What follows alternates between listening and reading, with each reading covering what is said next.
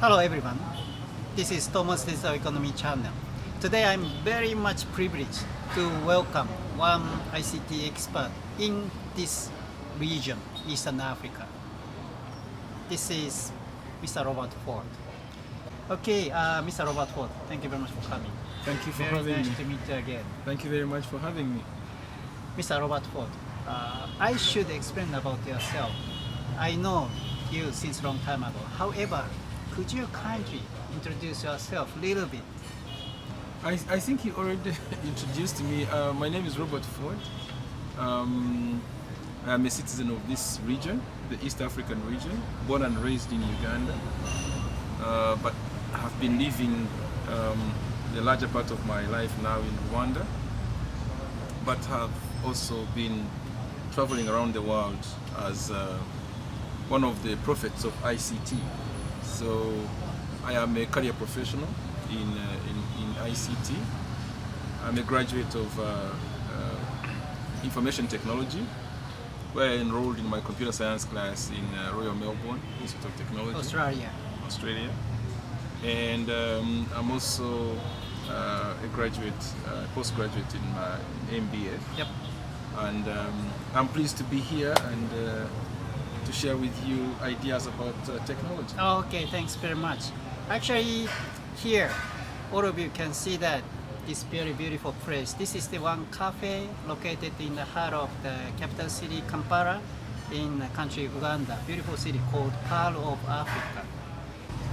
Okay, Mr. Robert Ford, let me just begin with the question about here, the country Uganda, because we are now sitting in a very nice cafe in Uganda.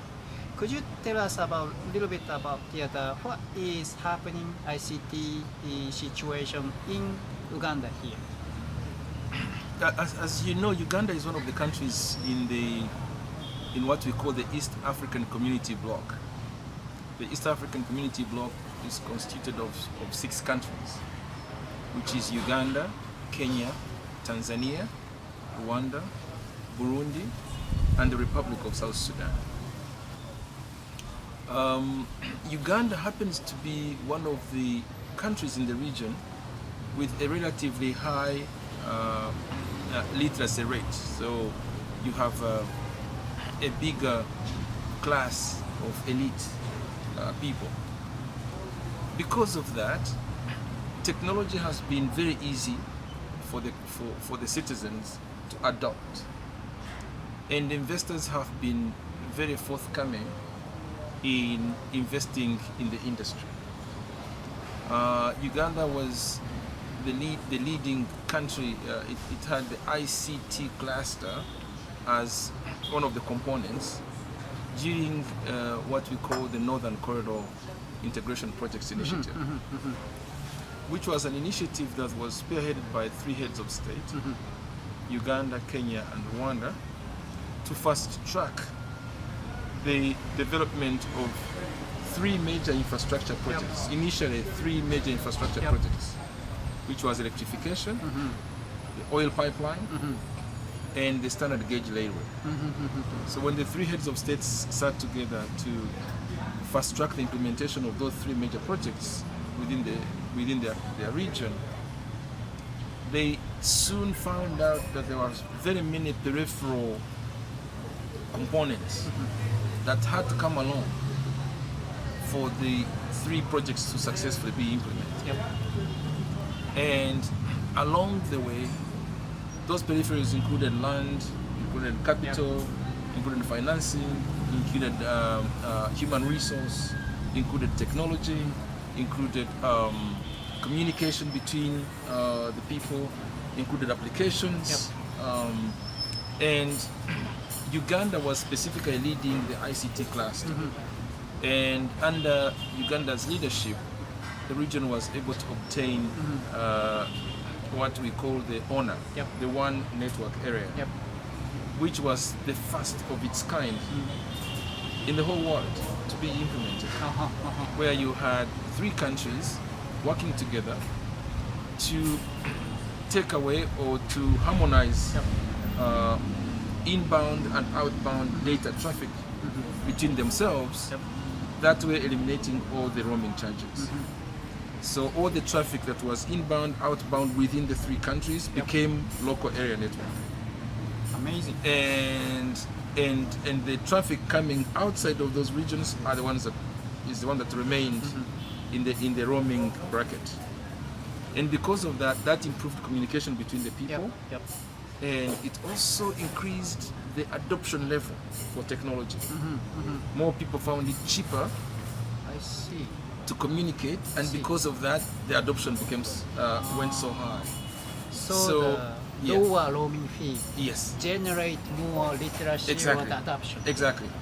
Because you have so many people in the region connecting to internet, that calls for more applications, that calls for more local content, that calls for more traffic on financial services like mobile mobile financial services. For example, it is possible now to transfer money between the 3 countries on mobile money. Right, mobile money. Yes, and citizens will be able to send in their currency and receive in their currency Without roaming fee. without roaming fee. That's big difference. So that's a huge thing. So and so Uganda has been one of the countries in the region that has really embraced technology, that has really put technology at the center of their development process. And so today we are looking at a lot of technology being used in the banking industry, in insurance, in agriculture, in education, in science and research.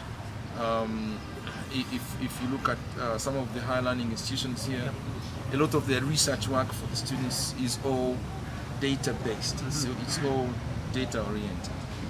And so because of that, the country is on a very good growth trajectory to embrace the optimal benefits. So you are technology. in a central role within that that initiative.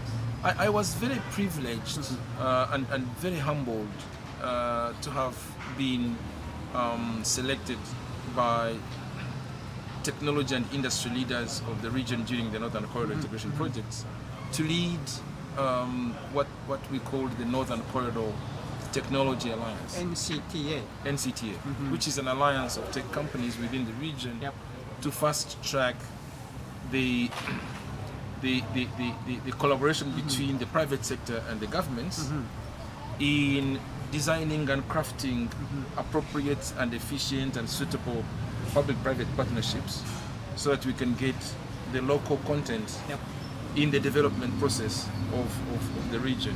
So you are representing the private sector of ICT, The technology from private Rwanda. sector, Technology and private sector from Rwandan side. Well, initially I was in Rwanda. So Rwanda, Uganda, Kenya, South Sudan sat together, and the technology players selected someone to lead their initiative. Regardless of the That's how I was honored and privileged. I see. Together with other experts. With other experts in the region. I see. That's very interesting. So in leading that initiative, we were able to get heads of states on the table to say we are good partners in the development process, and that the technology experts in the region would want to work with governments in making sure that the technology sector, the ICT sector in the region, is not just being powered by foreign contracts and foreign players, but we could also bring local content and develop applications and work with young and youthful startups to be able to really realize some of the goals for which the Northern Corridor was set. Okay, thanks very much.